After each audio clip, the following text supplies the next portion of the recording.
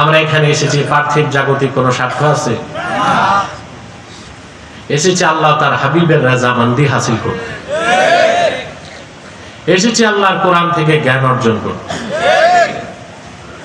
এতে আল্লাহ কি কিছু পুরস্কার দিবেন? নগদ পুরস্কার যেটা পেয়েছেন, জিন্দিগির সগীরা গুনাহ সব মাফ হয়ে গেছে। প্রশ্ন আসে, তো কবিরা গুনার কি হবে? হ্যাঁ, তারও ব্যবস্থা আছে। একটু পর আমি আপনাদের নিয়ে মুনাজাত করব না? এককভাবে না সম্মিলিতভাবে? এককভাবে দোয়া কবুল হতেও পারে, নাও হতে পারে, কিন্তু সম্মিলিত দোয়া আল্লাহ ফেরত দেন না, কবুল করে নেন। আমি একটা হাদিস শোনাচ্ছি, মনোযোগ দিয়ে শোনেন। আল্লাহর হাবিব সাল্লাল্লাহু আলাইহি সাল্লাম ইরশাদ করেছেন, মা রাফা'a কওমুন আকুফাহুম ইলাল্লাহি তাআলা ইয়াসআলুনাহু শাইআন ইল্লা কানা হাক্কান আলাল্লাহি আইয়াদা ফি আইদিহিম আল্লাযী সাআলুহু। রাসূলুল্লাহ সাল্লাল্লাহু আলাইহি ওয়াসাল্লাম ইরশাদ করেছেন, আমার উম্মতের কোন একটি দল যদি আল্লাহর কাছে কিছু চাইতে হাত পাতে, দুই হাত তুলে দেয়, সুবহানাল্লাহ, সুবহানাল্লাহ, আল্লাহর উপর হক হয়ে যায়, তারা যা চায় আল্লাহ তাদের হাতে তা ঢেলে দেন। তাহলে সম্মিলিত মুনাজাত বৈধ না সুন্নাত? কথা বলে না। নামাজের পরও, ওয়াজে নসিহার পরও করা যেতে পারে, সমস্যা নাই। আর মুনাজাত দোয়া হবে হাত তুলে, এটাও হাদিস থেকে প্রমাণিত। এ বিষয়ে আমার স্বতন্ত্র লেকচার আছে, লিখিত কিতাব আছে, দেখে নেবেন, সেদিক যাচ্ছি না। তা আমরা তো একটু পরে হাত তুলে মুনাজাত করবো সম্মিলিত ভাবে, তখন আমাদের দোয়াও কবুল হবে। দুই ফোঁটা চোখে পানি আনতে পারলে তওবাও কবুল হবে, কবিরা গুনাহ মাফ হয়ে যাবে। এতে আমরা খুশি না বেজার? বেজার কে? শয়তান। শয়তান, শয়তান বেজার। শয়তান আপনাদের বিভ্রান্ত করতে পারে। অন্তত মুনাজাতের আগে উঠালো, শয়তান কিছুটা জিতে যায়। এর সুযোগ শয়তানকে দিব না। আমরা নেক নিয়ত করে শয়তানের নাপাক গালে একটা চপেটা ঘাত করতে চাই। আমরা নিয়ত করছি কিছুক্ষণ পরে আজকের মুনাজাত করে গুনাহ মাফ করে নিষ্পাপ বেহেশতি আল্লাহ ওয়ালা হয়ে বাড়ি যেতে চাই। কারা কারা হাত তুলে আল্লাহকে দেখা? আল্লাহ কবুল করুক, আল্লাহ মঞ্জুর করুক, বলুন আল্লাহুম্মা আমিন। আজকে আমি আপনাদের সামনে তেলাওয়াত করেছি সূরাতুল বাকারা থেকে 28 নম্বর আয়াত। বলুন তো কোন সূরা? আয়াত নাম্বার 28। প্রশ্ন হলো কেন এই আয়াতটাকে বেছে নিলাম কেন? আমি গভীরভাবে লক্ষ্য করে দেখেছি বাংলাদেশের ব্যক্তি জীবন, সমাজ জীবন, রাষ্ট্র জীবনে পচন ধরেছে। ব্যানারবাজের সংখ্যা বেড়ে যাচ্ছে, আনুপাতিক হারে সুদখোর ঘুষখোরের সংখ্যা বেড়ে যাচ্ছে, জানাবে বিচার, সহিংসতা, সন্ত্রাস, লুটপাট, খাদ্যে ভেজাল, হানাহানি, খুনরেজি আনুপাতিক হারে বেড়ে চলছে। সরকার আসে, সরকার যায়, সনদ হয়, সংবিধান হয়, সংস্কার হয়, সবকিছু হয়, সেটআপ চেঞ্জ হয়, সিস্টেমের কোনো পরিবর্তন নাই, মানুষের কোনো পরিবর্তন নাই, মানুষের মধ্যে গুণগত মানের উন্নয়ন নেই।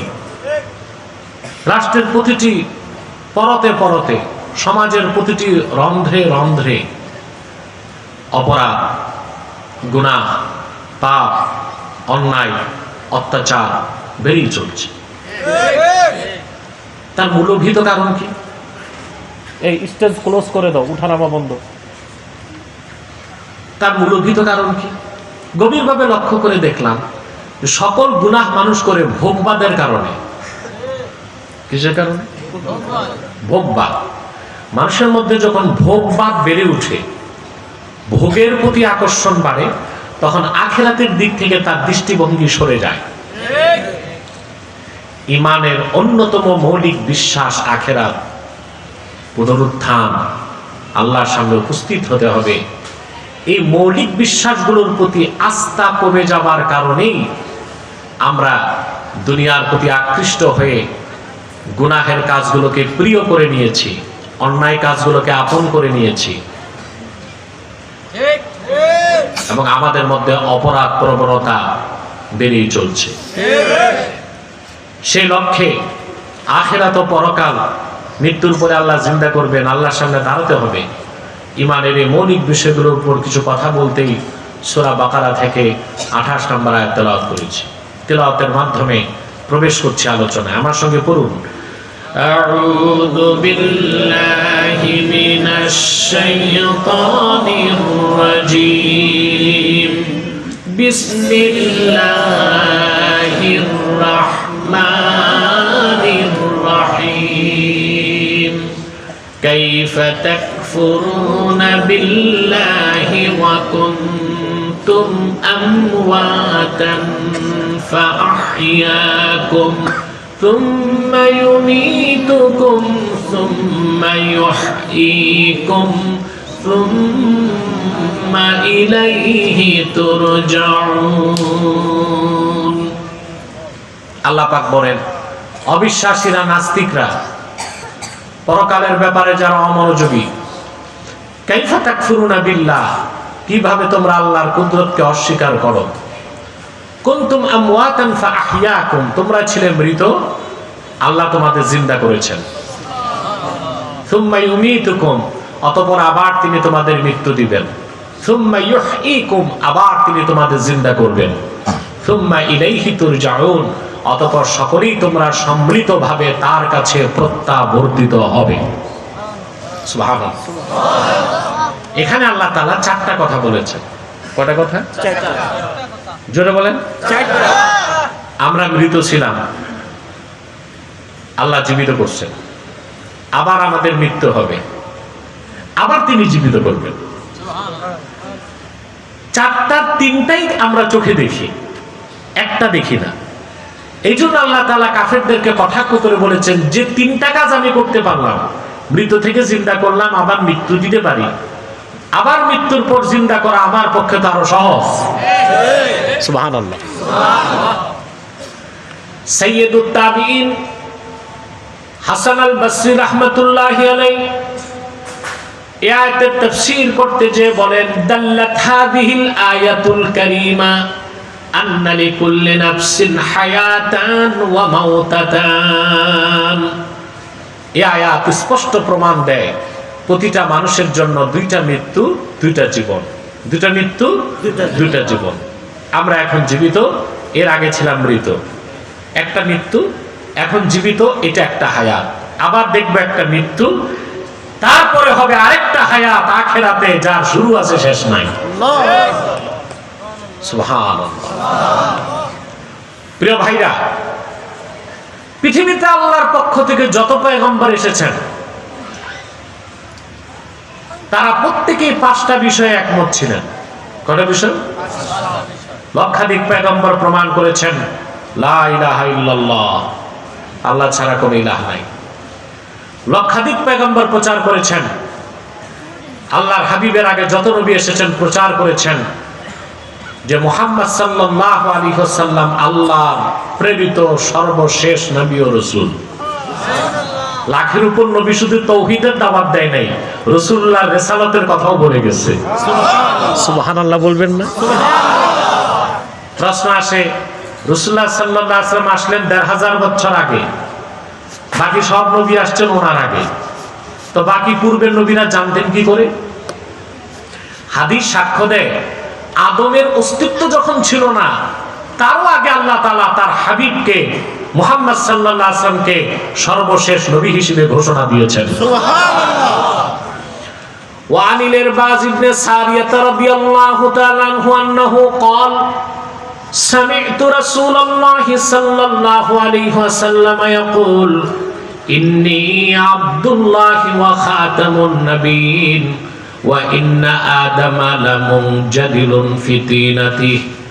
ইরবাজ বিন সারিয়া বর্ণনা করেন, আমি আল্লাহ রসুলের নূরের জবান থেকে নিজের 2 কানে শুনেছি আল্লাহ রসুল বলেছেন, আমি মুহাম্মদ আল্লাহর বান্দা এবং সর্বশেষ নবী তখন আদমের দেহ যখন ধুলায় গড়াগড়ি খাচ্ছিল। বলেন সুবহানাল্লাহ। এজন্য আদম থেকে ঈসা পর্যন্ত লাখের উপর পয়গম্বর নিজ নিজ জাতির কাছে ঘোষণা করে গেছেন যে মুহাম্মদ সাল্লাল্লাহু আলাইহি ওয়াসাল্লাম আল্লাহর সর্বশ্রেষ্ঠ সর্বশেষ নবী ও রাসূল হিসেবে আগমন করবেন। বলেন সুবহানাল্লাহ। কয়টা বিষয় একমত ছিলেন? প্রথম হচ্ছে আকিদাতুল ওয়াহদানিয়া, দ্বিতীয়টা হচ্ছে আকিদাতুর রিসালা ওয়া খাতমিন নবুওয়াহ, মুহাম্মদ সাল্লাল্লাহু আলাইহি ওয়াসাল্লামের রিসালাতের কথা, ওনাকে প্রেরণ করে নবুয়তের রিসালাতের দরজা আল্লাহ বন্ধ করে দিবেন সেই কথা শুধু কোরআন বলে নাই, শুধু হাদিস বলে না, লাখের উপর নবী প্রচার করে গেছেন। বলে সুবহানাল্লাহ। তৃতীয় যে বিষয়ে লক্ষাধিক পয়গম্বর একমত ছিলেন, প্রচার করেছেন নিজ নিজ কওমের কাছে, তা হচ্ছে ইবাদত, দাসত্ব, গোলামি হবে একমাত্র আল্লাহর। চতুর্থ যে বিষয়ে সমস্ত নবী রাসূলগণ প্রচার করে গিয়েছেন তা হচ্ছে সালাত, নামাজ। আল্লাহর পক্ষ থেকে এমন একজন পয়গম্বর আসেন নাই যিনি নিজে নামাজ পড়েন নাই, নামাজ পড়তে বলেন নাই। পঞ্চম যে বিষয়ে সমস্ত নবী রাসূলগণ প্রচার করে গিয়েছেন তা হচ্ছে আখিরাতের বিশ্বাস, পরকালের উপর ঈমান। সুবহানাল্লাহ। আজকে আমাদের আলোচ্য বিষয় কোনটা? সূরা বাকারা। পঞ্চমটা। কোনটা? আলোচনার ধারাটারা বুঝেন না? আরে আলোচনার ধারা বুঝতেছেন? খেয়াল করতে হবে তো। খুব যারা বেশি বুঝে তারাও বুঝবেন না, একদম যারা বুঝে না তারাও বুঝবেন না, মোটামুটি আমার মতো বুঝ থাকলে বুঝবেন। খেয়াল করতেছেন? প্রিয় বন্ধুগণ, আমাদের আলোচ্য বিষয় কোনটা? পঞ্চমটা, আখিরাত, পরকাল। আল্লাহর পক্ষ থেকে যত নবী এসেছেন আখিরাতের কথা বলেছেন, পরকালে আল্লাহ জিন্দা করবেন, হিসাব নেবেন। কিন্তু আশ্চর্যের বিষয় প্রত্যেক পয়গম্বরের উম্মতের কাফেররাই আখিরাতকে বিশ্বাস করে নাই। আখিরাতের কথা শুনলে ওরা বলতে সব পাগলের কথা। আল্লাহ রাব্বুল আলামিন বলেন, নূহ আলাইহিস সালাম যখন আখিরাতের কথা বললেন, পরকালের কথা বললেন, কবর থেকে আবার আল্লাহ জিন্দা করবেন, এই কথাগুলো বললেন, তার জাতি তাকে মিথ্যা প্রতিপন্ন করে বলল, আইদা মিতনা ওয়া কুন্না তুরাবান ওয়া ইযামান আইন্না লামাবউসুন। আমরা মরে যাব, আমাদের হাড় হাড্ডি গোশত মাটির সাথে মিশে যাবে, তারপর আবার আমরা উঠব, তাও কি বিশ্বাস করা যায়? রূহের মাথা খারাপ। নাউজুবিল্লাহ বলবেন না?